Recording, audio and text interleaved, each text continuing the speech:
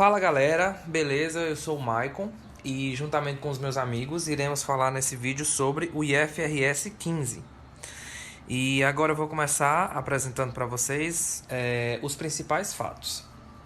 Bom, a nova norma fornece uma estrutura que substitui as orientações existentes sobre reconhecimento de receita para fins de US, GAAP e IFRS.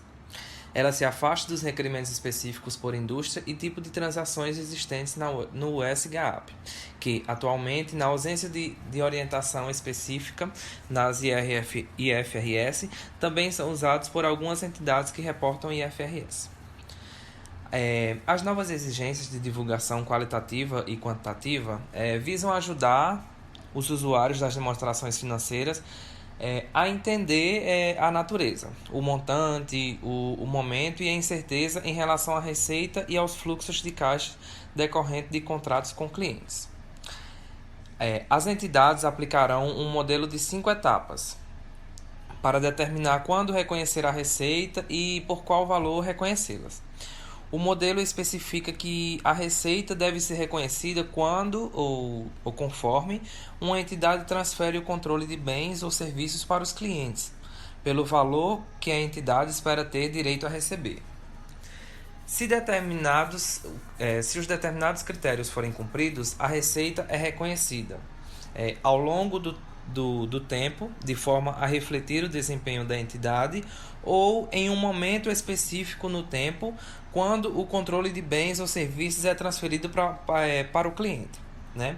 São as 5 etapas, que são identificar o contrato, que é a primeira etapa. Etapa 2, identificar as obrigações de desempenho. Etapa 3, determinar o preço da transação. Etapa 4, alocar o preço da transação. E etapa 5, reconhecer a receita. Mas a gente vai se aprofundar mais nas etapas mais à frente. A nova norma fornece orientação de aplicação em diversos tópicos, incluindo garantias e licenças. Ela também oferece orientação sobre quando capitalizar custos de obtenção e cumprimento de um contrato, a menos que tais custos já estejam no alcance de outra norma contábil, por exemplo, os estoques. Bom, para algumas entidades, pode haver pouca mudança no momento e no montante da receita reconhecida. No entanto, chegar a esta conclusão exigirá um entendimento do novo modelo e uma análise da sua aplicação a determinadas transações. Essa norma, a nova norma, ela entra em vigor para exercícios iniciados em ou após após 1º de janeiro de 2018. Perdão. A adoção antecipada é permitida para fins de IFRS. Entretanto, não é esperado que a adoção antecipada esteja disponível para entidades que divulgam suas demonstrações financeiras, de acordo com as práticas contábeis adotadas no Brasil, que são os CPCs. Para esclarecer questões de aplicação identificadas durante a avaliação do impacto da norma após sua emissão, em 2016, o IASB alterou a nova norma. Os esclarecimentos referem-se principalmente à identificação das obrigações de desempenhos, na etapa 2, a contabilização de licenças de propriedade intelectual, na etapa 5, e a avaliação de principal versus agente. Isso. O IASB também adiou a data efetiva da norma para 2018 e incluiu expedientes práticos adicionais na transição.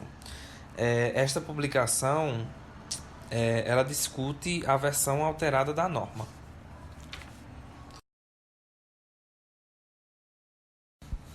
Bom, agora iremos falar sobre os principais impactos da IFRS 15. A receita pode ser reconhecida em um momento específico no tempo ou ao longo do tempo. Bom, as entidades que atualmente utilizam o método de percentagem completada precisarão reavaliar se reconhecerão a receita ao longo do tempo ou em um momento específico no tempo. Se elas continuarem a reconhecer a receita ao longo do tempo, a maneira como o progresso para a conclusão é mensurado pode mudar. Outras entidades que atualmente reconhecem a receita em um momento específico no tempo podem passar a reconhecê-la ao longo do tempo.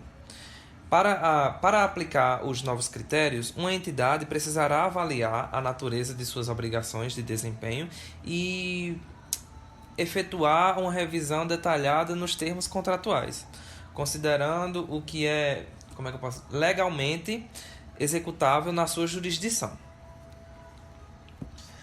Possível aceleração ou deferimento no reconhecimento de receita. Bom, em comparação com a contabilidade atual, o reconhecimento de receita pode ser acelerado ou deferido para transações com múltiplos elementos, valores de contraprestação variável ou licenças. As principais métricas e índices financeiros podem ser afetados, né, afetando as expectativas dos analistas, precificações contingentes, acordos de remuneração e cláusulas contratuais covenantes. Bom, revisões podem ser necessárias para o planejamento tributário, o cumprimento das cláusulas de covenantes e os planos de incentivo de vendas. O momento dos pagamentos de impostos, a capacidade de pagar dividendos em algumas jurisdições e cumprimento das cláusulas de covenantes podem ser afetados. Mudanças tributárias causadas pelos ajustes no momento e valor das receitas, despesas e custos capitalizados podem exigir a revisão do planejamento tributário. As entidades podem precisar reconsiderar o bônus e os planos de incentivos para funcionários, visando garantir que eles se mantenham, né, permaneçam alinhados com as metas corporativas. Os processos de vendas e contratação podem precisar ser reconsiderados. Para algumas entidades, poderá ser necessário a reavaliação nos termos contratuais e das práticas comerciais atuais, como, por exemplo, os canais de distribuição, né, que para atingir ou manter um determinado perfil de receita. Pode haver necessidade de atualização ou melhoria nos sistemas de TI. Bom, poderá ser necessário para as entidades capturar dados adicionais exigidos pela nova norma, que é o exemplo dos dados utilizados para fazer estimativas de transações de receitas e corroborar divulgações. A aplicação da nova norma retrospectivamente pode significar a introdução antecipada de novos sistemas e processos e, potencialmente, né, uma necessidade de manter registros paralelos durante o período de transição. Novas estimativas e julgamentos serão exigidos, né? Um dos principais impactos. A nova norma introduz novas estimativas e limites que apresentam alto grau de julgamento, o que pode afetar o valor ou o momento de reconhecimento de receita. Os julgamentos e estimativas precisam ser atualizados, levando potencialmente a mais ajuste de demonstrações financeiras, por mudanças e estimativas em períodos subsequentes. Os processos contábeis e os controles internos precisarão ser revisados. As entidades vão precisar de processos que permitam capturar novas informações de sua origem, que é o exemplo da administração executiva, as áreas de vendas, marketing e desenvolvimento de negócios. E precisará documentar essas informações de forma adequada, especialmente quando as estimativas e no que se refere às estimativas e julgamentos. As entidades também terão que considerar os controles internos necessários para assegurar a integridade e a precisão dessas informações, especialmente se não estavam sendo coletadas anteriormente. Serão exigidas divulgações mais detalhadas. Preparar novas divulgações pode ser uma tarefa demorada, e capturar informações necessárias pode exigir esforço incremental ou mudanças nos sistemas. Não foi apresentada nenhuma isenção para divulgação das informações consideradas sensíveis, consideradas sensível no ponto de vista comercial. Comunicação com as partes interessadas. Os investidores e outras partes interessadas vão querer compreender o impacto da nova norma no negócio como um todo, provavelmente antes da norma entrar em vigor, né? Pode haver interesse a respeito do efeito sobre os resultados contábeis, os custos de implementação, quaisquer mudanças propostas nas práticas de negócio, a abordagem de transição selecionada e se pretendem fazer uma adoção antecipada para as entidades que reportam em IFRS e para certas entidades que reportam em US-GAAP. É esperado que a adoção antecipada não esteja disponível para entidades que divulgam suas demonstrações financeiras de acordo com as práticas contábeis adotadas no Brasil, os CPCs.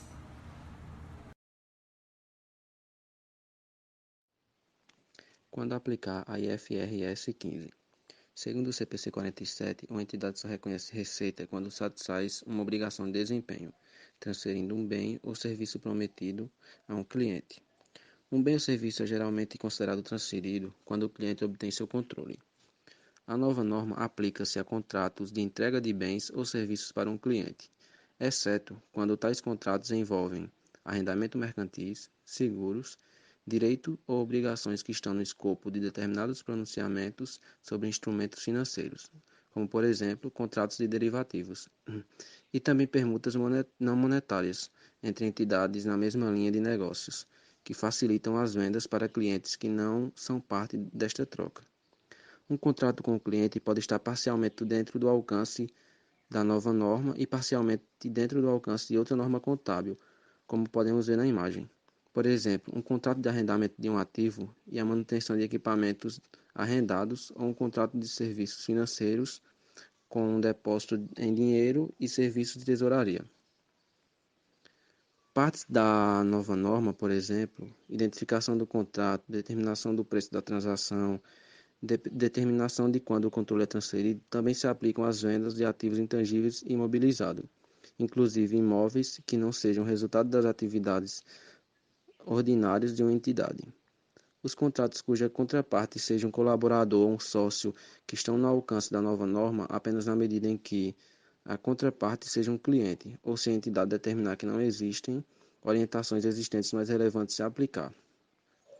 A nova norma também inclui um expediente prático que permite que as entidades apliquem os requerimentos da nova norma e uma carteira de contratos com características similares, se não for esperado que o resultado da aplicação desse expediente prático seja materialmente diferente da contabilização dos contratos individualmente. Custos do contrato. A nova norma fornece orientações sobre a contabilização de custos incrementais de obtenção de um contrato e certos custos para cumprir um contrato. Custos para obtenção de um contrato. Uma entidade só capitaliza os custos incrementais incorridos como resultado da obtenção de um contrato, por exemplo, comissões de vendas. Se a entidade espera recuperar esses custos, no entanto, um expediente prático permite que uma entidade reconheça esses custos como despesas, conforme incorrido se o período de amortização do ativo for igual ou inferior a um ano. Custos para cumprir um contrato. Se os custos incorridos no cumprimento de um contrato não estão no escopo de outras orientações, por exemplo, estoques, ativos intangíveis ou imobilizado, então a entidade reconhece um ativo somente se os custos de cumprimento atenderem os seguintes critérios: se relacionam diretamente a um contrato existente ou a um contrato específico previsto, geram ou aumentam recursos de uma entidade que serão usados para satisfazer obrigações de desempenho futuro, espera que sejam recuperados. Fala galera, eu sou o Caio e irei falar sobre o modelo de 5 etapas e como aplicar um modelo de 5 etapas. O princípio fundamental do modelo de 5 etapas da nova norma é que as entidades deverão reconhecer a receita para apresentar a transferência dos bens ou serviços prometidos aos clientes e o montante da receita reconhecida deverá também refletir a contraprestação que elas esperam receber em troca desses bens e serviços. Na etapa 1, deve-se identificar o contrato com o cliente, contrato ou contratos combinados. Na etapa 2, deve-se identificar as obrigações de desempenho no contrato, obrigação de desempenho 1 ou obrigação de desempenho 2. Na etapa 3, deve-se determinar o preço de transação, que é o preço de transação para o contrato. Na etapa 4, deve-se alocar o preço da transação às obrigações de desempenho no contrato, que é alocar o preço da transação à obrigação de desempenho 1 ou alocar o preço da transação à obrigação de desempenho 2.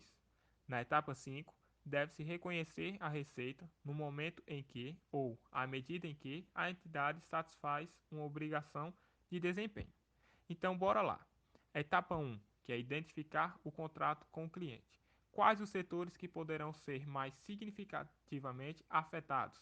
Na norma fala que o setor aeroespacial e defesa, saúde e farmacêutica e o setor imobiliário.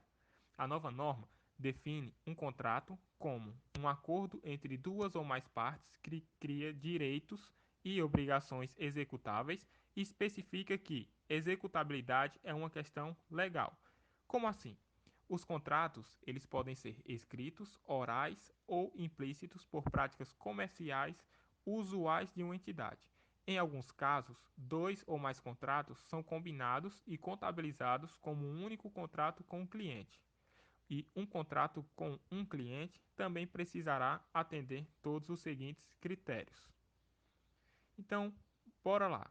Um contrato existe se o reconhecimento da contraprestação é provável, direitos ao produtos ou serviços e condições de pagamento poderão ser identificados, se tiver essência comercial e se estará aprovado e as partes estarão comprometidas com suas obrigações. Se um contrato atende, em seu início, todos os critérios descritos anteriormente, então uma entidade não precisa reavaliar esses critérios, a menos que haja uma mudança significativa nos fatos e nas circunstâncias. Então, quais são as implicações? Expectativa de recebimento direcionará a aplicação de novo modelo da receita. Atualmente, as entidades geralmente avaliam a possibilidade de reconhecimento ao determinar se reconhecem a receita. Com a nova norma, as entidades aplicam o modelo de reconhecimento de receita se, no início de um contrato, for provável que elas receberão a contraprestação a qual têm direito. Nessa avaliação, as entidades consideram a capacidade e a intenção do cliente, que inclui avaliar sua capacidade de pagar esse valor de contraprestação quando ele for devido. O critério é estabelecido para evitar que as entidades apliquem um modelo de receita para contratos problemáticos e reconheçam a receita e uma grande perda por redução ao valor recuperável ao mesmo tempo. Para a maioria dos setores, essa questão provavelmente não terá um efeito significativo sobre a prática atual. Vamos a um exemplo. Avaliar a existência de um contrato para vender um imóvel. Em um acordo para vender um imóvel, a entidade X avalia a existência de um contrato, considerando fatores como os recursos financeiros disponíveis do comprador, o compromisso do comprador com o contrato, que poderá ser determinado como base na importância da propriedade para as operações do comprador, a experiência prévia do vendedor com contratos e compradores semelhantes em circunstâncias semelhantes, a intenção do vendedor de fazer valer os seus efeitos contratuais e as condições de pagamento do acordo. Então, se a entidade X conclui que não é provável receber o valor ao qual espera ter direito, então nenhuma receita é reconhecida. Em vez disso, a entidade X aplica a nova orientação sobre a contraprestação recebida antes da existência de um contrato e provavelmente contabiliza inicialmente qualquer valor recebido como um passivo. Então, próximos passos. As entidades precisarão rever com detalhe os termos de todos os seus contratos e avaliar se existe um contrato sob a nova norma, considerando o que é legalmente executável em sua jurisdição. Então, elas também podem querer montar uma equipe de projeto interdepartamental, por exemplo, contabilidade, jurídico e financeiro, para que se possa analisar os contratos e estabelecer políticas para avaliar o risco de critério. A etapa 2, que fala em identificar as obrigações de desempenho, diz o seguinte: num contrato com um cliente, as entidades identificam cada promessa de entregar um bem ou prestar um serviço. Uma promessa constitui uma obrigação de desempenho se o bem ou serviço prometido for distinto. Um bem ou serviço prometido é distinto se preencher os dois critérios nos quadros a seguir. Então, critério 1. O cliente pode se beneficiar do bem ou serviço por conta própria ou juntamente com outros recursos que estão prontamente disponíveis para ele. Critério 2. A promessa da entidade de transferir o bem ou serviço para o cliente é separadamente identificável de outras promessas no contrato. Então, se atender os dois critérios, obrigação de desempenho distinta. Se não atender, não distinta, que é combinar com outros bens e serviços. O objetivo ao avaliar se um bem ou serviço prometido é separadamente identificável é determinar se a natureza da promessa da entidade, de acordo com o contrato, é transferir individualmente bens e serviços para o cliente ou transferir um produto combinado em que os bens e serviços sejam insumos, os inputs. Os indicadores de que a promessa para entregar bens ou serviços não é separadamente identificável incluem o seguinte: a entidade fornece um serviço significativo de integração do bem ou serviço com outros bens ou serviços prometidos no contrato. Um ou mais dos bens ou serviços modifica ou personaliza significativamente ou é modificado ou personalizado significativamente por um ou mais dos bens ou serviços prometidos no contrato. Os bens ou serviços são altamente interdependentes ou altamente interrelacionados com outros bens ou serviços prometidos no contrato. Então, uma série de produtos ou serviços distintos que são substancialmente os mesmos e que têm o mesmo padrão de transferência para o cliente, por exemplo, um contrato de fornecimento de energia, constitui uma obrigação de desempenho única. Então, quais são as implicações? Bens ou serviços prometidos podem ser desagrupados ou agrupados mais frequentemente. Como assim? Algo próximo do critério 1 já é amplamente utilizado atualmente. O critério 2 é um novo conceito que exigirá que as entidades reflitam de forma diferente sobre os bens ou serviços prometidos. Comparado com a prática atual, esse critério pode resultar que num contrato mais bens ou serviços sejam desagregados de outros. Alternativamente, uma entidade pode agrupar os bens ou serviços prometidos que possuam valor independente para o cliente porque são altamente interrelacionados com outros bens ou serviços prometidos no contrato. Julgamento necessário para se aplicar o critério 2. Após a publicação da norma em 2014, as partes interrelacionadas identificam rapidamente questões de implementação relacionadas com o critério 2 em diversos setores. O IASB publicou alterações em 2016 para esclarecer o princípio fundamental, rearticular os indicadores para alinhá-los com o princípio fundamental e adicionar novos exemplos. Como resultado, a nova norma agora inclui exemplos novos ou revisados, abrangendo a produção de várias unidades de dispositivos especializadas e a prestação de serviços de instalação. Então, no entanto, a aplicação do critério 2 continua a ser uma área-chave de julgamento na aplicação da nova norma e uma área-chave de foco para qualquer entidade avaliar o impacto da nova norma sobre o momento de reconhecimento da receita. Vamos a um exemplo da identificação das obrigações de desempenho. A entidade Y tem um contrato para construir uma casa, um processo que exige diversos bens e serviços diferentes. Geralmente, esses bens atenderiam o critério 1, visto que o cliente poderá se beneficiar de cada tijolo ou janela individualmente, juntamente com outros recursos prontamente disponíveis. No entanto, o critério 2 não é atendido para cada tijolo e janela, pois a entidade Y fornece um serviço de integração desses produtos em um resultado combinado. Os bens e serviços utilizados para a construção da casa são, portanto, combinados e contabilizados como uma obrigação de desempenho única. Por outro lado, a entidade Z compra uma máquina e contrata a entidade Y para instalar a máquina. A instalação não é especializada e também é oferecida por outros fornecedores, sem que existam implicações para o adequado funcionamento da máquina. A máquina é um item distinto, já que o cliente pode se beneficiar dela com o uso de serviços de instalação que são prontamente disponíveis no mercado, sem que isso afete o funcionamento.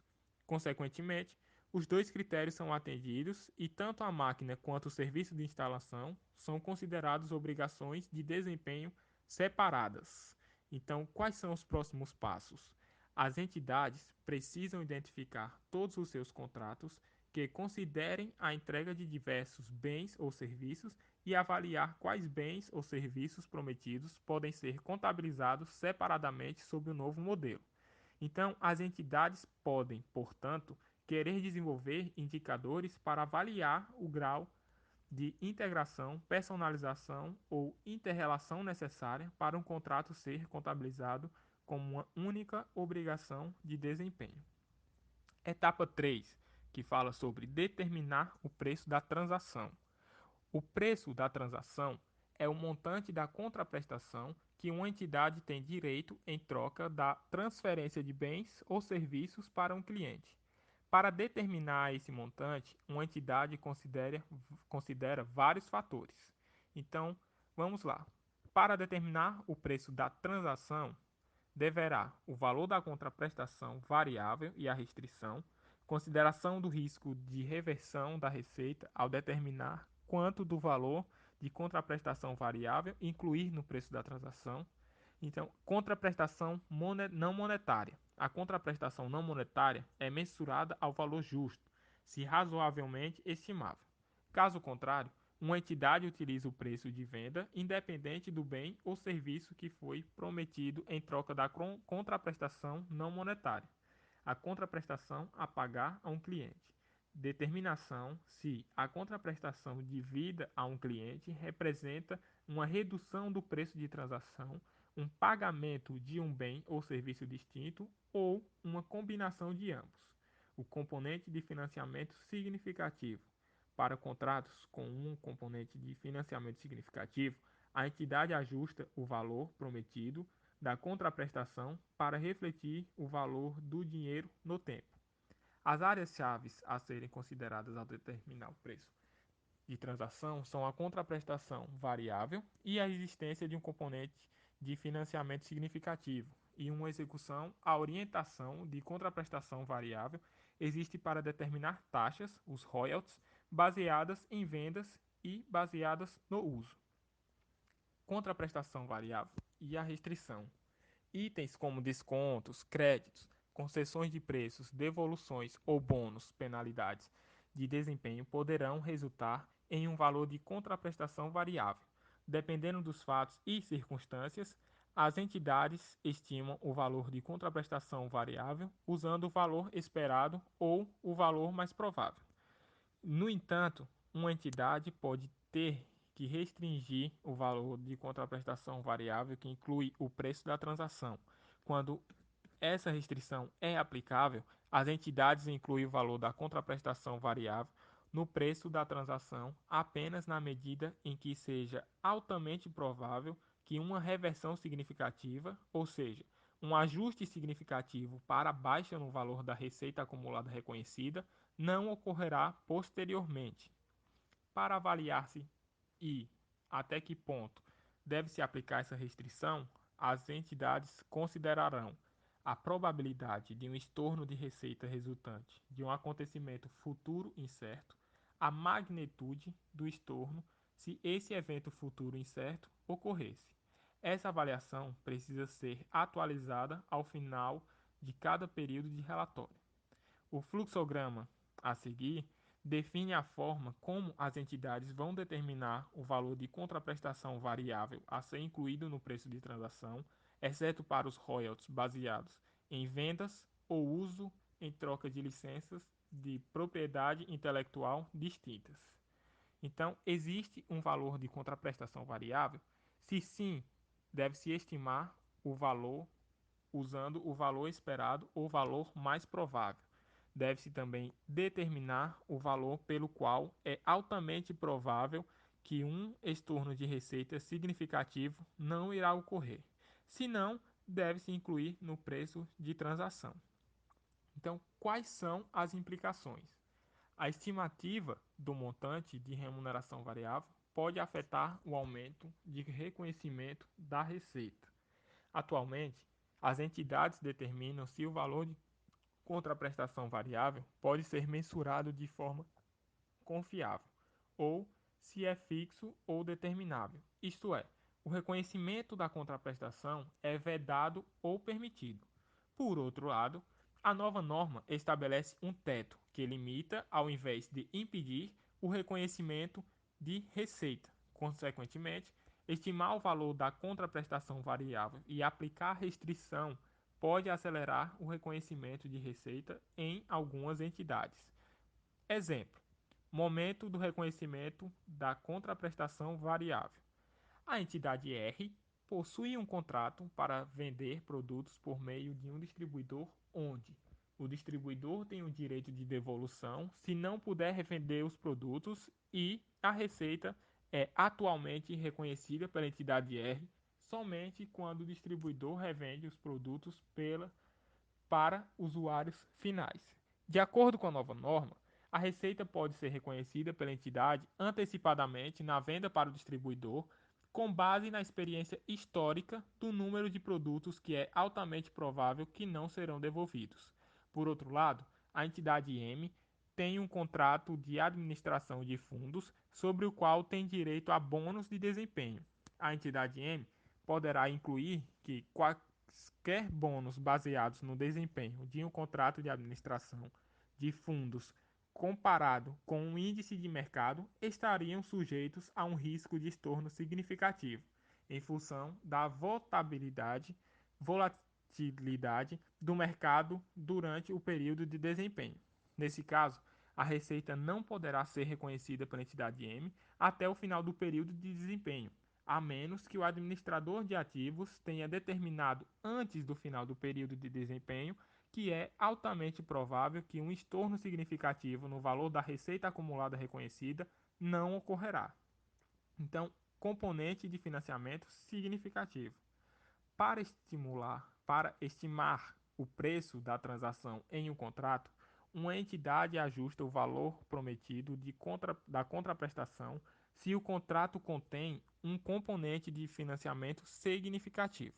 O objetivo é reconhecer a receita por um valor que reflita qual teria sido o preço de venda do bem ou serviço prometido se o cliente tivesse feito o pagamento quando da obtenção de controle desse bem ou serviço, ou seja, o preço à vista. A taxa de desconto utilizada é a taxa que seria usada em uma transação de financiamento separada entre a entidade e o cliente, e a orientação aplica-se a pagamentos recebidos tanto antecipadamente quanto a prazo. A nova norma adota uma abordagem de indicadores para avaliar se um contrato contém um componente de financiamento significativo, por exemplo, quando a diferença entre a contraprestação prometida e o preço de venda surge por motivos diferentes do financiamento. Como um expediente prático, uma entidade não precisa ajustar o preço de transação em um contrato para efeitos de um componente de financiamento significativo se esperar receber o pagamento em até 12 meses antes ou após a transferência dos bens ou serviços prometidos. Então, quais são as implicações? Os cálculos para componentes de financiamento significativos podem ser complexos. Eles avaliam todos os contratos para determinar se eles contêm um elemento de um financiamento e como poderá como esse elemento de financiamento poderá afetar o valor da receita reconhecido para contratos que têm um componente de financiamento significativo.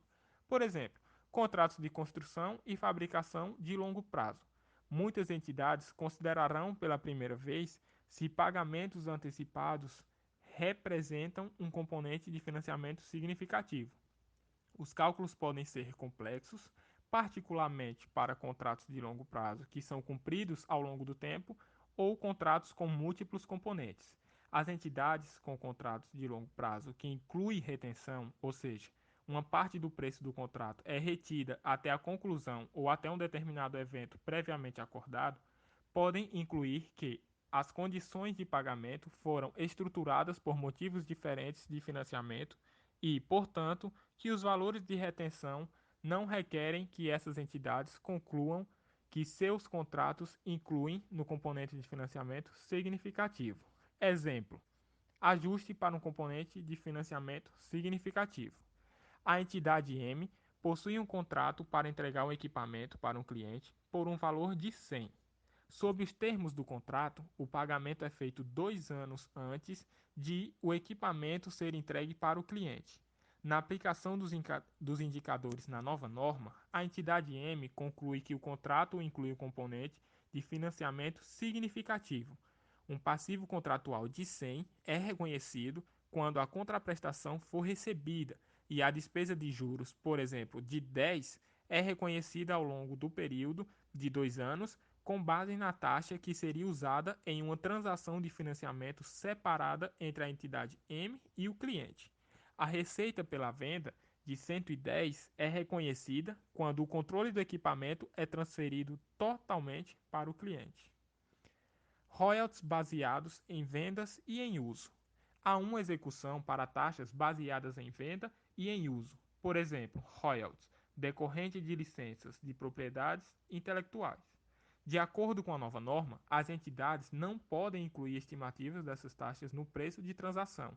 Ao invés disso, a receita é reconhecida quando o último entre os seguintes eventos ocorrer: a venda ou o uso subsequente, a satisfação total ou parcial da obrigação de desempenho em relação à qual os royalties foram alocados. Esta execução é aplicável somente quando o royalties se refere especificamente a uma licença de propriedade intelectual ou, no caso de existirem vários bens e serviços, o item predominante a que se refere o royalty for uma licença de propriedade intelectual. Então, quais são as implicações? Uma abordagem significativa para alguns royalties. A execução para royalties baseados em vendas e em uso pode simplificar significativamente a aplicação da nova norma em alguns casos. No entanto, é necessário julgamento para avaliar quando aplicar a execução, ou seja, se uma licença é o item predominante para qual os royalties dizem respeito. Podem surgir complexidades adicionais quando os royalties são combinados com outros termos contratuais. Por exemplo, royalties baseado em vendas está sujeito a um mínimo garantido ou a um limite máximo. Etapa 4. Alocar o preço de transação. Em geral, as entidades alocam preço de transação para cada obrigação de desempenho na proporção do seu preço de venda individual. A melhor evidência do preço de venda individual é um preço observável das vendas individuais desse bem ou serviço para clientes em circunstâncias similares. No entanto, se o preço de venda individual não for diretamente observável, as entidades devem usar uma das seguintes formas para estimá-lo: avaliar o mercado no qual vendem bens ou serviços e estimar o preço em que os clientes estariam dispostos a pagar, prever seus custos esperados acrescidos de uma margem adequada, em circunstâncias limitadas, subtrair a soma dos preços de venda individuais observáveis de outros bens ou serviços no contrato ao valor total da transação. A nova norma fornece orientação sobre a determinação do preço de venda individual, conforme ilustrado a seguir. Então, alocar com base nos preços de venda independentes relativos. Aqui temos a obrigação de desempenho 1, obrigação de desempenho 2, obrigação de desempenho 3, perfeitamente alocadas. Deve-se determinar os preços de venda individuais. Então, o preço observável está disponível? Se sim, utilizar o preço observável. Se não, deve-se estimar o preço conforme a abordagem de avaliação de mercado ajustada ou a abordagem de custo esperado mais uma margem. Então, chegar-se à abordagem residual. Quando certos critérios são atendidos, um desconto ou valor de contraprestação variável poderá ser alocado a um ou mais bens ou serviços distintos, que é obrigações de desempenho, mas não a todos. Quais são as implicações? Estimar o preço de venda individual pode ser um desafio. As entidades podem identificar obrigações de desempenho para as quais os preços de venda individuais não foram determinados previamente. A nova norma pode requerer mais julgamento na determinação dos preços de venda individuais do que é requerido atualmente.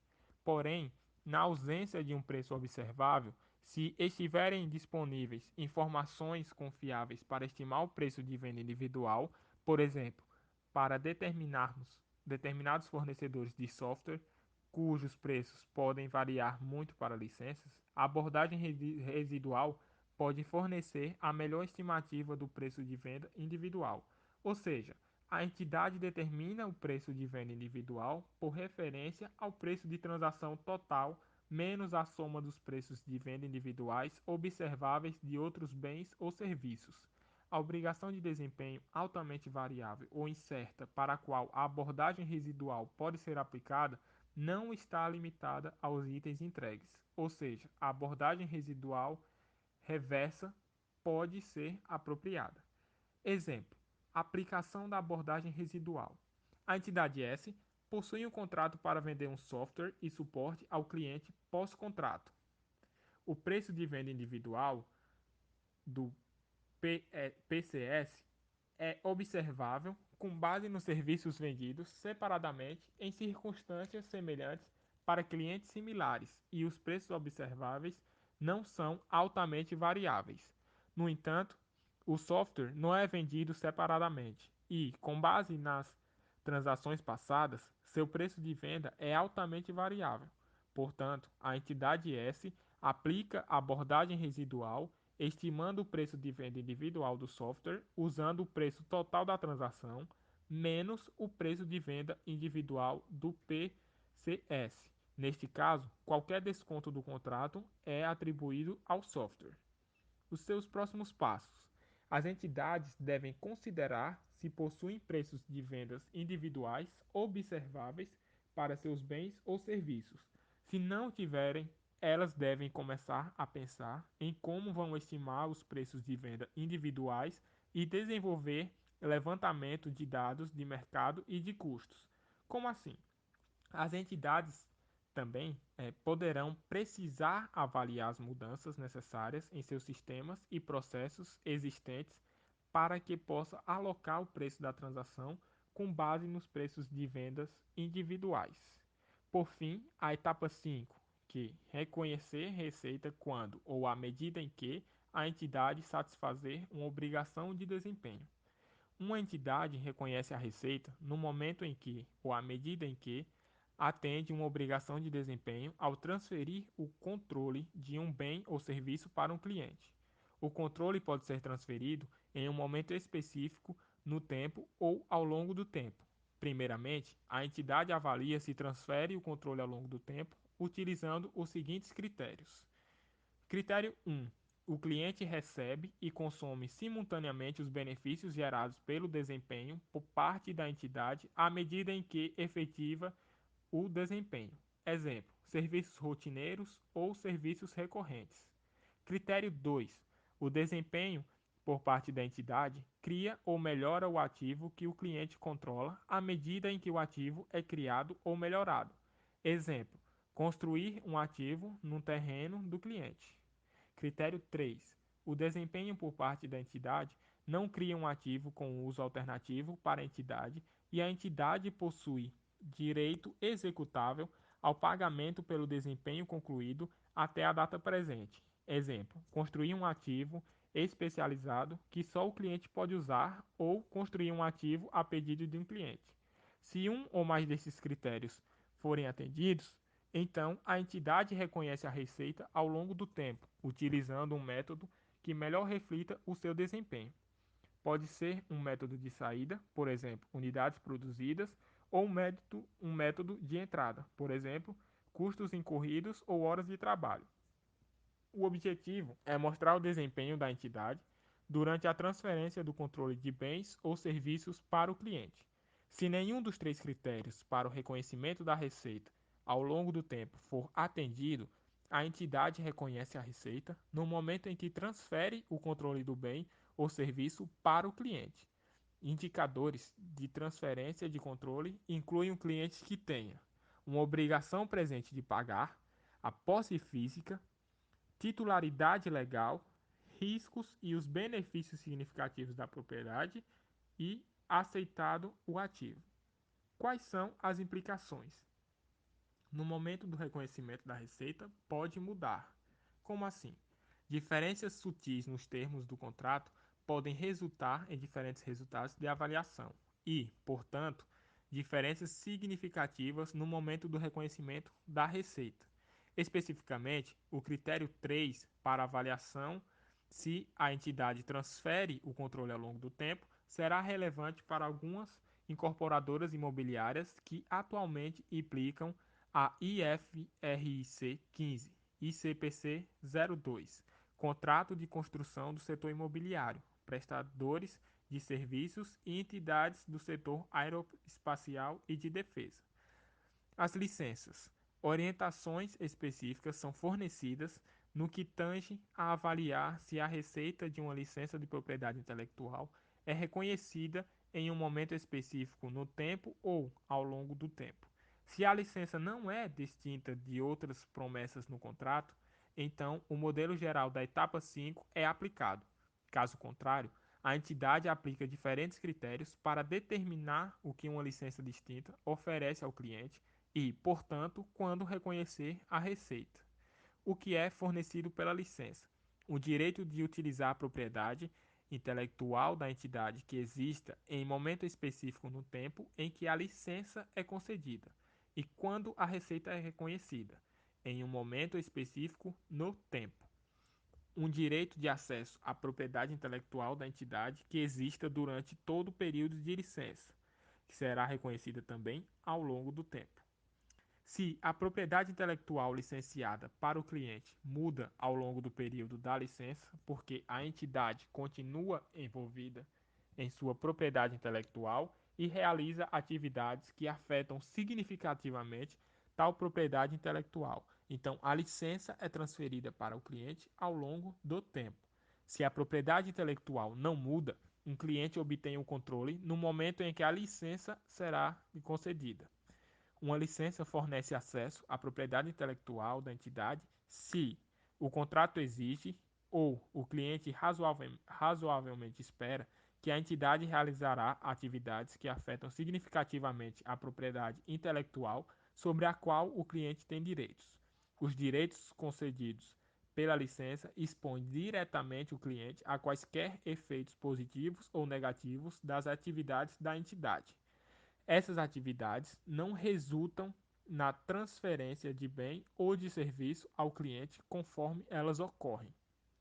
As atividades de uma entidade afetam significativamente a propriedade intelectual se é esperado que tais atividades mudem a forma ou a funcionalidade da propriedade intelectual, a capacidade do cliente para obter benefícios da propriedade intelectual é substancialmente derivada ou dependente daquelas atividades. Então, quais são as implicações?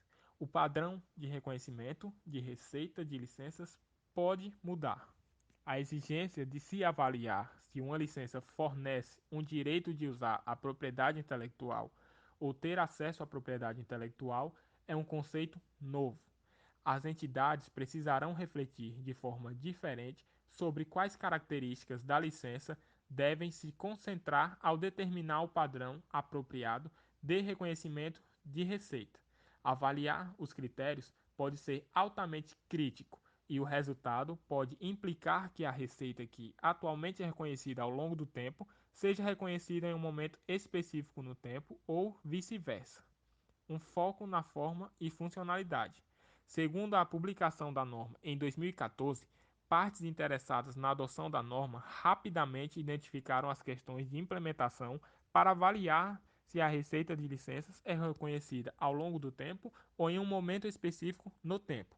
Particularmente, essas partes sentiram que não estava claro se as atividades realizadas pelo licenciante que afetam o valor da propriedade intelectual foram relevantes para a avaliação. O IASB publicou alterações em 2016 para esclarecer que o foco deve ser nas atividades que mudam a forma ou a funcionalidade da propriedade intelectual. Isto significa, por exemplo, que se a entidade licencia os direitos de um filme completo e realiza atividades de comercialização posteriores que irão afetar significativamente o valor da licença do filme, mas não a sua forma ou a sua funcionalidade. Então, a licença em geral se qualifica para o reconhecimento de receitas em um montante específico no tempo. Exemplo: licença para o direito de uso de propriedade intelectual. A empresa X tem o contrato para licenciar software de forma não exclusiva para o cliente C durante 3 anos. O direito de C ao software é um bem resultante da propriedade intelectual de X, ou seja, o programa de software subjacente semelhante a um bem tangível. C poderá determinar como e quando usar o direito sem precisar de mais desempenho de X e não espera que X realize quaisquer atividades que afetem significativamente a propriedade intelectual a qual C tem direitos. Portanto, a licença de software fornece o direito de usar a propriedade intelectual de X, tal como existe no momento em que ele é fornecido. A receita é, portanto, reconhecida naquele momento específico no tempo. Outro exemplo: licença para acesso à propriedade intelectual. Por outro lado, o franqueador Y licencia o direito de abrir uma loja em um local específico para um franqueado F. A loja levará o nome comercial do franqueador Y e F terá o direito de vender os produtos de Y por 10 anos.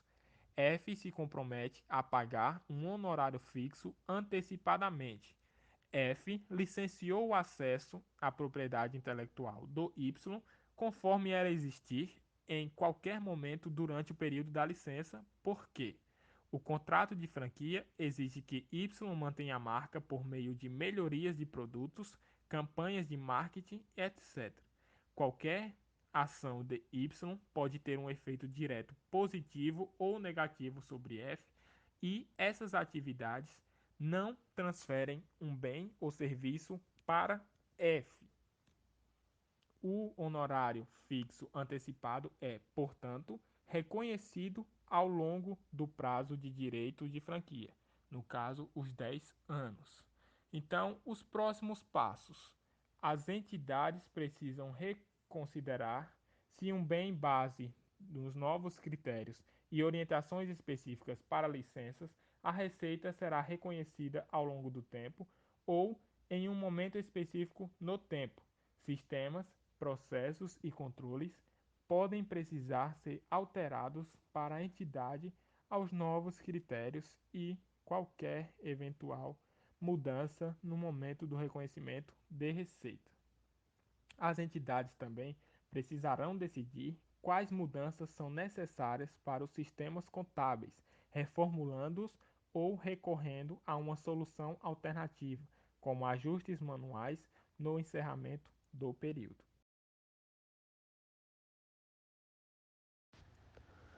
Custos do contrato.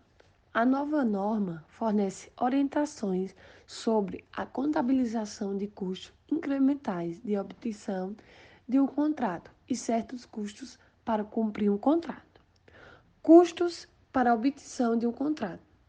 Uma entidade só contabiliza os custos incrementais incorridos como resultado da obtenção de um contrato, por exemplo, comissões de vendas.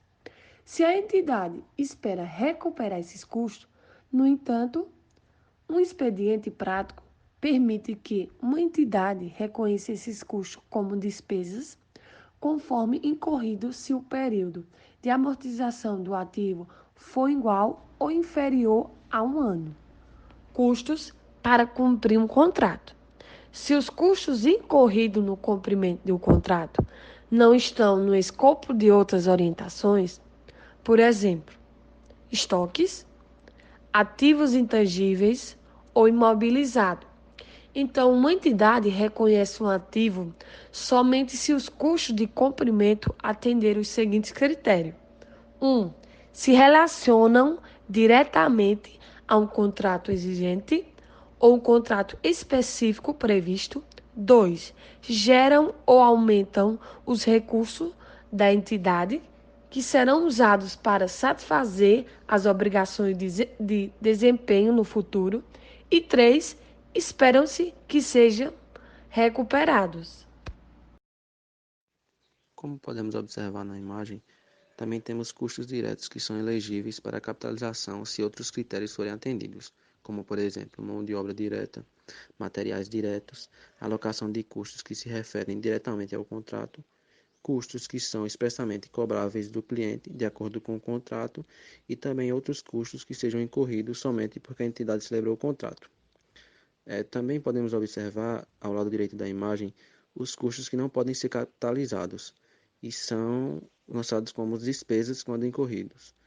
Os custos gerais e administrativos, custos que se referem a obrigações de desempenho satisfeitas, custos de desperdício materiais, como mão de obra e outros, e também custos que não são diretamente relacionados às obrigações de desempenho remanescentes, ainda não satisfeitas. Modificações no contrato. Uma modificação contratual é qualquer alteração no escopo ou no preço de um contrato, que ocorre quando as partes de um contrato aprovam uma modificação que cria novos direitos e obrigações executáveis das partes do contrato ou que altera os exigentes. Consistem com a identificação do contrato. Uma modificação contratual deve ser legalmente executável. Uma modificação pode ser aprovada por escrito, por acordo verbal ou de forma implícita, pelas práticas comerciais e habituais. O fluxograma a seguir ilustra como as modificações do contrato são contabilizadas de acordo com a nova norma. A modificação do contrato é aprovada? Sim, ela acrescenta bens ou serviços distintos que são precificados de acordo com os seus preços de vendas independentes? Sim, contabilizar como contrato separado. A modificação do contrato é aprovada? Não. Não contabilizar a modificação do contrato até que seja aprovada. Ela acrescenta bens ou serviços distintos que são precificados de acordo com os seus preços de vendas independentes? Não. Os bens ou serviços remanescentes são diferentes daqueles já transferidos? Sim. Contabilizar como uma rescisão do contrato exigente e criação de um novo contrato. Se não, contabilizar como parte do contrato original. Quais são as implicações? O momento do reconhecimento de receita pode mudar? Atualmente, existe orientação sobre modificações contratuais para contratos do tipo de construção e produção, mas sobre a nova norma. Isso se aplica a todos os tipos de contrato com clientes. Quando modificações são feitas nos contratos existentes, as entidades precisam avaliar se a modificação foi aprovada e se será contabilizada como um contrato separado. Olá, pessoal! Meu nome é Paula irei falar sobre apresentação e divulgação. Apresentação de ativos e passivos do contrato. Um ativo ou passivo contratual é reconhecido quando a entidade executar o desempenho por meio de transferência de bens ou serviços, ou o cliente pagar a contraprestação para a entidade. Direitos e obrigações. Ativo contratual líquido, se direitos maior que obrigações. Passivo contratual líquido, se obrigações maior que direitos. Um direito incondicional à contraprestação é apresentado como contas a receber e contabilizado como um instrumento financeiro. Requerimentos de divulgação. Resumidamente, o objetivo dos requerimentos de divulgação na nova norma consiste em permitir aos usuários entender a natureza, o valor, a época e a incerteza das receitas e fluxos de caixa provenientes de contratos com clientes. A nova norma exige que as divulgações qualitativas e quantitativas se enquadrem nas seguintes categorias: contrato com os clientes, desagregação das receitas, alterações nos ativos, passivos e custos contratuais, obrigações de desempenho e preço da transação alocado às obrigações de desempenho remanescentes. Julgamentos significativos e mudança nos julgamentos na aplicação de requerimentos de determinar o momento de cumprimento das obrigações de desempenho e determinar o preço da transação e valores atribuídos às obrigações de desempenho. Ativos reconhecidos a por custos para obter ou cumprir um contrato com o cliente. Requerimentos interinos. As entidades só precisam fornecer uma desagregação das receitas em períodos interinos e seguir a IAS 34, CPC 21, demonstrações intermediárias para determinar se quaisquer outras divulgações são necessárias. Quais as implicações? Informações adicionais. Para cumprir com os requerimentos da nova norma, as entidades terão que divulgar mais informações sobre os contratos com clientes do que atualmente estão fazendo. Embora grande parte do esforço de divulgação seja qualitativo, há várias divulgações quantitativas, por exemplo, receita desagregada e obrigações de desempenho remanescentes, que podem exigir mudanças significativas nos processos de levantamento de dados e sistemas de TI. Ao planejar como levantar as informações adicionais, as companhias abertas e certas entidades sem fins lucrativos precisarão considerar o fato de que algumas divulgações também são exigidas em períodos intermediários. A divulgação da desagregação visa mostrar como os fatores econômicos afetam a natureza, o valor, o momento e as incertezas das receitas e fluxos de caixa. Apesar de na orientação de aplicação da nova norma serem fornecidos exemplos, a nova norma não estabelece as categorias de desagregação necessárias para atingir esse objetivo, de maneira que a administração precisará usar seu julgamento. O número de categorias exigidas para atingir o objetivo da norma dependerá da natureza do negócio da entidade e de seus contratos. Próximos passos. As entidades devem identificar falta de informação entre o que está atualmente disponível e o que será necessário para efetuar as divulgações exigidas na nova norma. Uma boa maneira de a entidade fazer isso pode ser preparar um esboço, um modelo antecipado das suas demonstrações financeiras. Se houver informações que não estão disponíveis a partir dos sistemas existentes, então isso deverá ficar evidente por meio desse exercício e deve ajudar a definir o escopo de um projeto para modificar os sistemas e processos para capturar as informações necessárias. Transição e data de início de vigência. A nova norma estará em vigência para períodos anuais a partir de 1º de janeiro de 2018. A adoção antecipada é permitida para fins de IFRS. Entretanto, não é esperado que a adoção antecipada seja disponível para entidades que divulgam suas demonstrações financeiras de acordo com as práticas contábeis adotadas no Brasil, os CPCs. A norma poderá ser adotada de forma retrospectiva ou por meio de um ajuste de efeito cumulativo a partir do início do primeiro período para o qual a nova norma se aplica. Abordagem retrospectiva. Uma entidade pode adotar uma nova norma em uma base retrospectiva completa, embora possa optar por usar qualquer um dos expedientes práticos a seguir indicados. Uma entidade não precisa reapresentar contratos concluídos que começam e terminam dentro do mesmo período anual de relatório, ou que sejam concluídos no início do primeiro período apresentado. Para os contratos com contraprestação variável que sejam concluídos na ou antes da data de aplicação inicial, uma entidade pode usar o preço da transação na data de conclusão, em vez de estimar o valor de contraprestação variável. Para os contratos que foram modificados antes do início do período mais antigo apresentado, uma entidade pode refletir o efeito agregado de todas as modificações que ocorreram no contrato, quando identificar as obrigações de desempenho separadas e determinar e alocar o preço da transação e essas obrigações de desempenho. Para os períodos apresentados antes da data de aplicação inicial, uma entidade pode optar por não divulgar o valor do preço da transação alocada às obrigações de desempenho remanescentes ou uma explicação de quando essa receita será reconhecida. Se uma entidade aplica um ou mais expedientes práticos, então ela precisa fazer isso de forma consistente para todos os períodos apresentados e fornecer divulgações sobre as opções que tomou. Abordagem de efeito cumulativo. Uma entidade pode optar por não ajustar retrospectivamente os períodos comparativos e, em vez disso, pode adotar a nova norma na data de aplicação inicial, ajustando os lucros acumulados.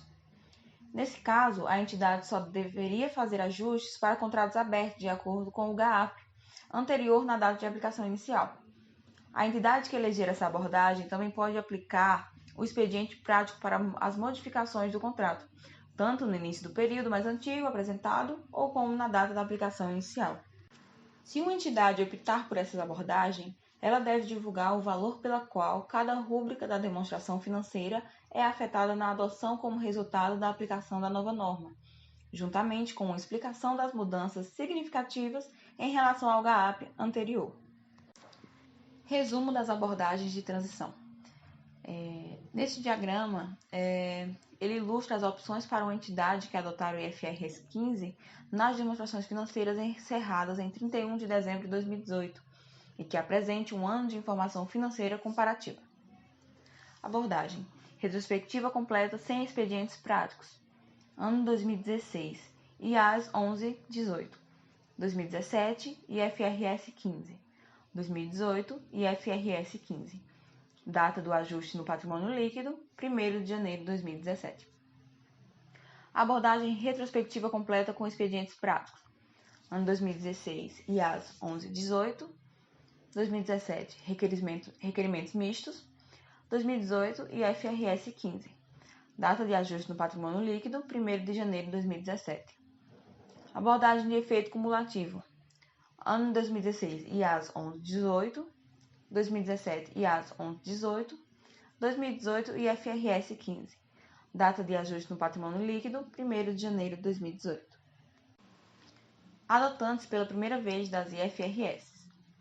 Adotantes pela primeira vez das IFRS podem optar por aplicar a nova norma retrospectivamente usando os expedientes práticos disponíveis, ou em uma base de efeito cumulativo, a contar na data de transição para o IFRS. Quais são as implicações?